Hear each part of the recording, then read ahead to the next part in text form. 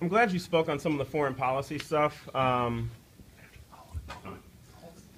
glad you spoke on some of the foreign policy issues because the military-industrial complex has kind of thrived since, from both parties, your brother's administration to the current, and multiple endless, undeclared, unconstitutional wars that are just spinning us into oblivion while also further inciting future generations of terrorism. I'm just wondering how you'll be any different on that. That's it. Okay, great. I'm not sure the military-industrial complex is the motivation for war fighting. I do think I think I know what you mean by that. Sometimes that has different definitions. But here's what I think we need to do. We need to reform the procurement process so we don't have all this consolidated power in the hands of 3 or 4 defense contractors. It should be, the procurement system needs to be much more open and agile and quicker to get the support to the warfighters as fast as possible and dramatically reduce the cost. But as it relates to the role of America in the world and when we should engage and when we should not, which is the core of your question, I think it's a good one.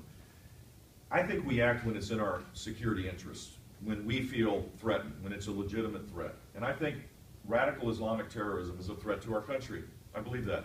Let me finish and then you can critique. How about that?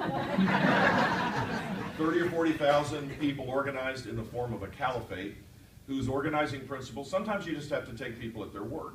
Their organizing principle is to have the black flag of ISIS to go up over Mecca and Medina and to destroy Western civilization. That's what they say.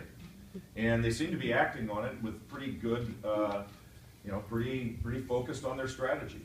And I think if we're focused on trying to protect the homeland, the caliphate danger is that they can promote radical Islam from there all around the world. And that's what they're doing. And I think it's a threat to our country. The San Bernardino issue is that they were inspired by ISIS. A couple that was radicalized that killed over 20 people, innocent people, co-workers that they knew. I mean, that brutality that defies logic in our minds, but for them it was quite a natural thing to do. So I think when it's in our national security interest to act, we should do it. And if we do it, we should do it with fierce force. And if we do it, we should make sure that we don't allow a void to be created at the end of it.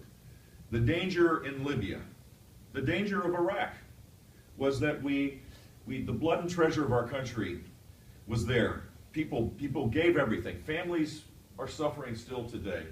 A fragile Iraq existed, not because of the beginning part of the effort, but because of the surge.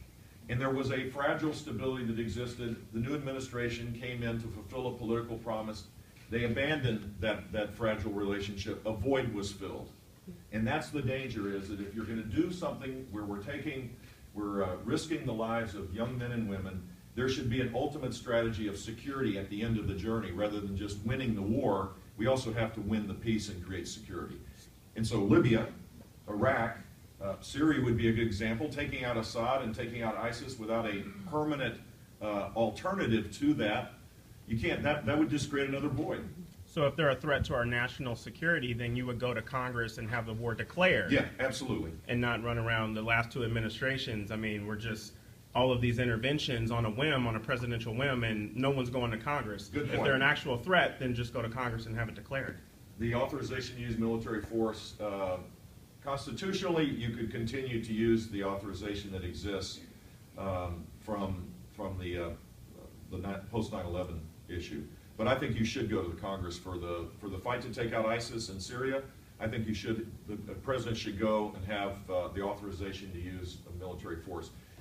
The point's a really good one, which is Congress is the duly elected officials representing the American people, and they should have a say in it. Thank you. Yes?